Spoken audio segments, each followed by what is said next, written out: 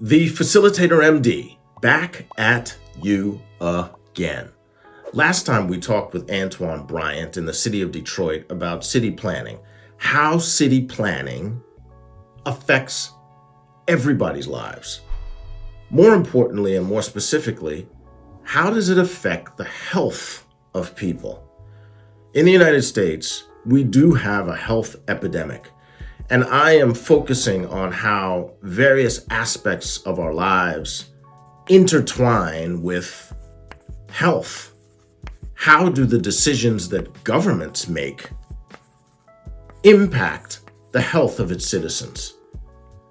In today's video, we're going to delve a little bit further into city planning, urban planning. We're going to stay with Antoine Bryant again as he graciously gave a lot of his time to explain how he got his start, how city planning and urban planning makes its way from the textbook to practical application.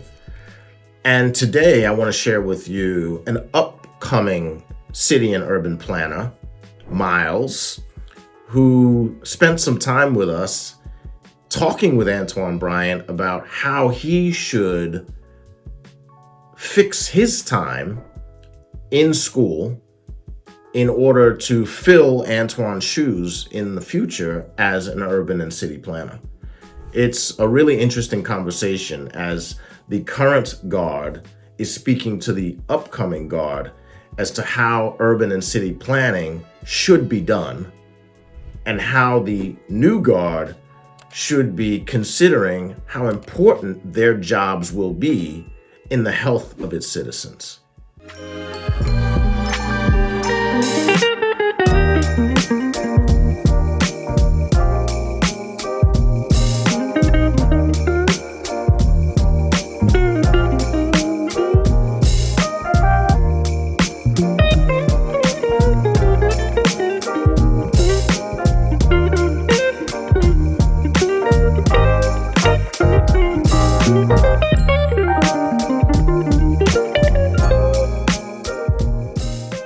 Hi, I'm Miles. I go to the University of Waterloo studying planning. I'm here with Antoine Bryant. Hopefully he can teach me a few things on how the start of the journey goes. Good morning. My name is Antoine Bryant. I am the Director of Planning and Development for the City of Detroit. I've been serving in this role since July of 2021, coming up on my third anniversary here in the city. And I'm excited to see the growth that we're seeing all throughout this great American city. Really excited to be here because I realized one of the things that really intrigued me about urban planning and the development of cities was I learned from someone else and that I could have a real place in that. But I would not be where I am today if I had not had the opportunity for someone to pour into me. And so I embrace and look forward to the opportunity to share with other young people. That's why I'm glad to have my good brother Miles here coming in from Canada, Yes. all the way down to have a conversation with us. And I look forward to the growth that he's going to have, not only as a student, but more importantly, as a burgeoning urban planning professional. When I was reading up on your page and descriptions of your accomplishments, one of the things I said was excellence in community participation, asking the community, getting them involved in what you're planning. How do you do that through, what methods are you doing? How are you getting the whole city involved in what you're planning? So that's an excellent question. I learned that, first of all, if you are doing any form of planning activity and the residents that you're planning for are not in the room, then you're not planning accurately or appropriately. One of the things I learned implicitly, I had this little life lesson. I remember one of my first nonprofit opportunities, I was working in Oakland, California. We were going to do a single family new home buyer project in West Oakland. And we were having a community meeting to kind of introduce the ideas and hear from residents about what they wanted to see and what kind of homes. And what often happens, and not all the time, but sometimes community meetings, people are very passionate about the ideas. They got things to say. Mm-hmm. And this room was just raucous. People were just fussing and cussing. No, we want this. No, you don't know what you're talking about. We want that. Yeah. It was just, the meeting was going off the rails, right? And I was getting frustrated, right? Mm-hmm. And I was a new assistant project manager. But, I had my degree. I knew what I was talking about. And I remember yelling nearly at the top of my lungs, everybody be quiet. Everybody be quiet. We're going to get this meeting under control. I know what you need. So I've worked in these kind of neighborhoods before. I know what you need. Everybody just be quiet. And I remember this old grandmother. Ironically enough, I think her name actually was Jenkins. But Miss Jenkins stopped me and she said, baby, I forgot more about this neighborhood than you will ever know. You need to sit down and you be quiet and we'll work it out.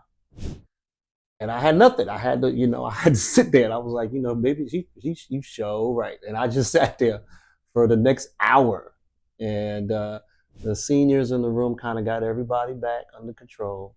The meeting eventually got back to its agenda. And we were able to glean and pull from people more about what they wanted to see in the project. But I learned a couple things from that meeting. And I'll never forget them.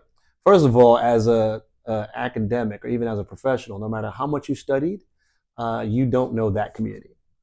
Now, you could probably deduce some things that make sense. You probably have the right ideas, but you don't know that community, right? And so you have to go into any setting knowing that. Then secondly, even if you've got lived experiences, I lived in the hood. That doesn't mean you understand every hood, right? Just because you grew up in one. Right. And so you have to respect the lived circumstances of that community. And then thirdly, I learned is that, and I actually did a lecture on this several times. There's an art to just shutting up. Just shut up. You can earn a tremendous amount of respect if you just go to a space and be quiet for a while. And once you be quiet and become a part of that audience, and become a part of the group or the community or what have you that you're working with, people genuinely appreciate you because you're making an intentional effort to listen rather than being heard all the time. And then they will trust you, and you have to build trust before you can do anything else. And those 3 lessons from that, quite frankly, verbal smackdown I got, I never forgot. And they've allowed me to be a much more effective convener of the public. You're talking about you came to Detroit, $827 million budget. Can you kind of walk me through the step process of how you plan your projects from the start to finish, how you know what's needed, how you know what's most important, what to utilize, what to prioritize, and how each step of the way, what your team does, what you do, and how you make sure everything develops in a way Detroit needs? In a city like Detroit that has a lot of needs, you have to kind of prioritize based on your resources available, but also your ability to deliver on what those challenges may be. What I found some success with is having some level setting with our residents, saying, hey, we want to address affordable housing. We can't put it all over the city. You have to make very concerted efforts.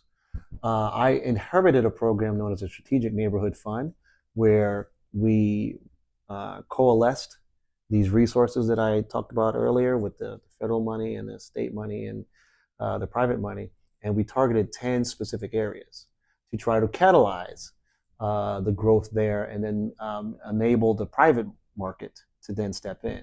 And we've been relatively successful in some areas. In some areas, we still need to do some growth. Right now, we're doubling down on some of those because on some of those areas, such as the Livernois and 6 Mile, I'll probably take you guys there, on Kircherville and Van Dyke, that infusion of capital has now led the market to take over, and those areas are doing well on their own. What we did, we focused on 4 areas. We focused on developing the commercial sector, right? So it might be in small grants or facade improvements to stores and establishments along the corridor. We did streetscape development. Basically, can we fix the streets? Can we fix the sidewalks? Can we put in street trees and furniture and really make that pedestrian and vehicular experience much better? We looked at the preservation and creation of housing, right? Preservation, you're probably in the midst of learning that affordable housing typically has a timeline because of its federal grants. Right. And then when they expire, the market has the capacity to make those market rate or to keep them affordable. So we've made an intent to preserve affordable housing. And then we've also made an intentional effort to create new affordable housing. And then we focused on open space, right? Can we add quality parks? Can we add quality green space? Can we renovate or improve existing open space? And so we intentionally targeted those 4 separate areas along separate neighborhoods, and it really led to a catalytic effect, not only in those areas, but also on the proximate neighborhoods to them as well. It really does come down to, can we make a targeted and definitive effort quickly? And so that was one of the first kind of demarcations.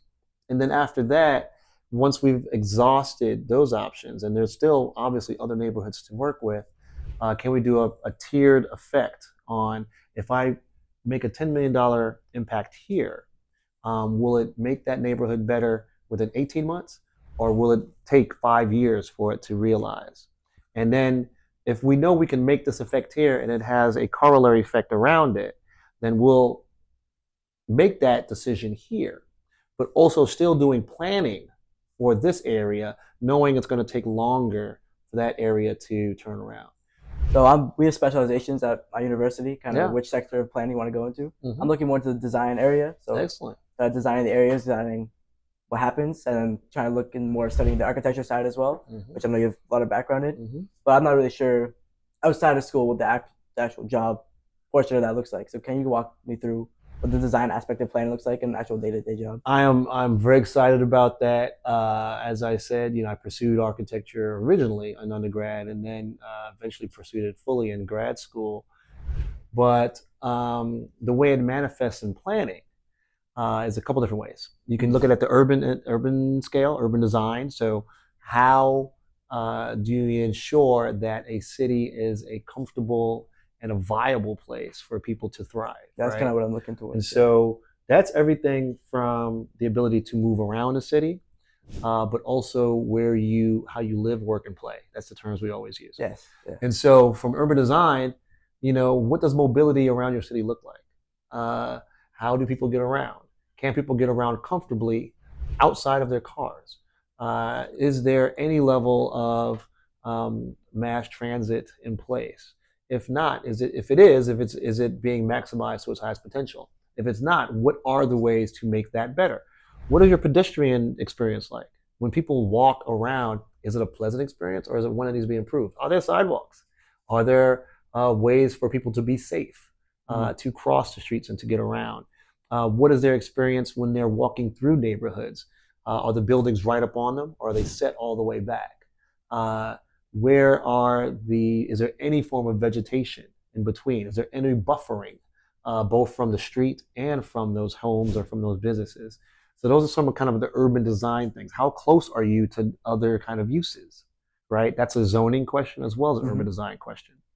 Then when you think about, the design of individual spaces, we look a lot at, right now we're in the middle of a downtown. This downtown has gone through a somewhat of a transition in the last decade or so, but it's arguably one of the easier to navigate downtowns in other cities. It's very walkable. You can get anywhere you want within probably 20 minutes. And it's also, you have amenities within walking distance. When you think about design too, you can even get as granular as the materiality of those spaces, right? There's a couple buildings I'll bring you guys walking distance from here that are stunning on the interior. And then there's some places that are absolutely miserable in other parts of the city and other parts of the country. And, how do you make a place not only pleasant to be, but also how do you respect the cultural integrity of that place? And what I mean by that is, when you're in downtown New York City. Oh, yeah. Right. When you're in San Francisco. If you've been overseas, I haven't been as much. When you're in London. When you're in Paris. When you're in Washington, D.C. But then there are also places that I could take you in some of our areas. They all look the same, right? There are certain parts of Dallas, Texas that look just like Charlotte, North Carolina. Right? Can never tell. And you would not know unless someone literally told you. City and urban planners are essential parts of the healthcare infrastructure. If you live in a city where there are industrial areas next to residential areas and there's air pollution leading to higher rates of asthma or other pulmonary diseases, The healthcare system is now impacted. Your health is now directly impacted. If roads and sidewalks are built without consideration for safety, you live in a city that may see higher rates of vehicular and pedestrian trauma. Your health is now being directly impacted by city and urban planning. Can you identify, harness, and strengthen the design qualities of a place, right? You guys came, you're in Toronto. There are certain parts of Toronto, I'm sure, that are distinctly representative of Toronto. CN Tower, all that. Yeah. Exactly, right? And so you want to keep that. You want to actually even highlight that. Mhm. And there are other things that are quintessential. My wife just came in 2 weeks ago from Montreal. She loved it, and I've never been there. She sent me It's great, pictures yeah. of things that where it was, you can tell you're in a city that has tremendous French kind of background, but still has the aspects of being a Canadian city as well. Mhm. Um, it's the same thing if you've been to Brazil. It's the same thing if you've been to Jamaica, right? There are certain parts of that city from a design side that really are reminiscent of that culture. And if you're going to focus on that, the couple things I'd want you to leave with um, is that you recognize the culture that's there and try to always give credence and respect to it, and then honor which any new designs that you'd be interested in, honor that culture that already exists, right? Don't try necessarily to apply some new cool thing that you read in a book or that you saw some other city. Yeah. I always try to, what new technologies can we use, but that still reflect the soul of the area that's there. And so, from a design standpoint, you have to marry great design with the strength of what makes that place special.